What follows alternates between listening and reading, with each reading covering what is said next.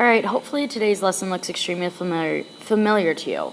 As you can see, I accidentally used a header from an old notes. We're not graphing absolute values, we are actually graphing quadratics. The great thing about this is they share a lot of similarities. So just like with the absolute value, there is your parent function. For quadratics, your parent function is f of x equals x squared. Again, your vertex is always at the point 0, 0. The difference between a quadratic and an absolute value is an absolute value was a straight line. It still had a slope. As you can see in this quadratic, it has a curve. So the pattern to this curve is when you go over where x is 1, then y is 1. So you go over 1, up 1. If you go over to where x is 2, well, if you notice, this is x squared. So the y value is 4. So it's over 1, up 1, over 2, up 4. And you do the same thing on the other side. If you went over 3, then you would go up 9, because 3 squared is 9. So graphing quadratic equations, this is called your vertex form. If you notice, it's the exact same as the transformation for absolute value. So A tells you whether you're going to be wider or skinnier, and it could flip your graph. So A is always how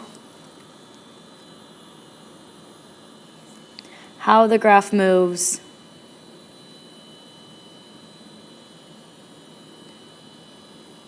from your vertex.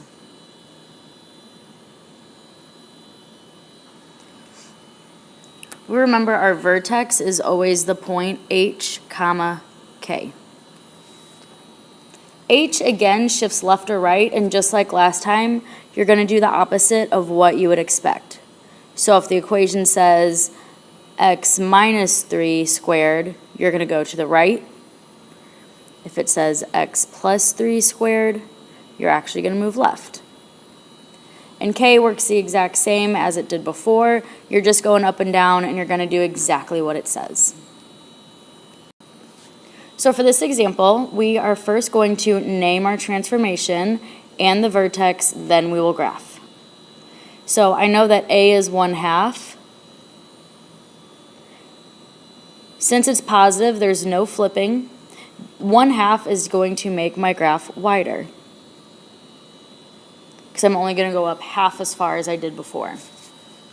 My H value is -1, because x plus 1's inside the parentheses. You have to do the opposite. So this means that I'm going to move left 1. And then K is 4. And since it's positive, that means I'm going to shift up 4. My vertex are my H and K values, so it's -1 and 4. So I'm going to go on this graph and graph my vertex.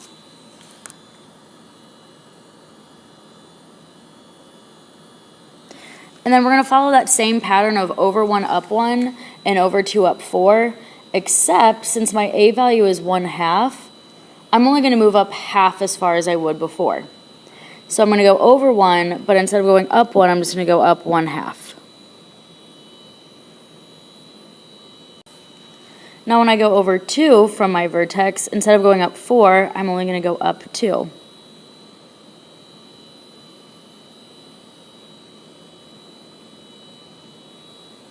So over 2, up 2. And then from there, you just have to connect your points to get that U shape.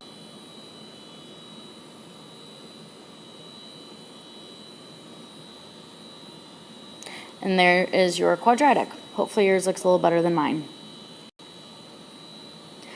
So for example 2, it's just going to do the exact same thing. Name the transformations and the vertex, then graph.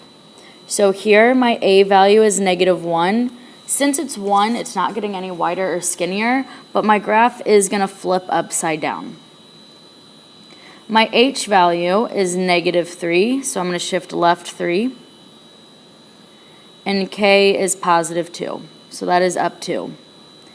My vertex is going to be at the point -3, 2. So we're just going to graph our vertex. And I'm going to follow that pattern, but again, everything's flipped. So instead of going over 1 and up 1, I'm going to go over 1 and down 1 on either side.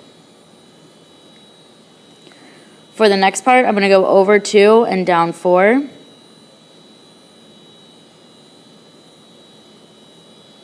And if you wanted to go this far, you could technically go over 3 and then down 9.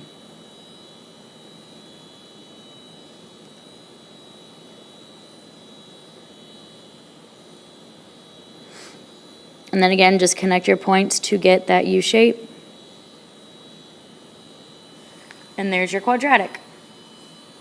So you have one try your own problem. So you need to again name the transformations in the vertex and then graph. Good luck.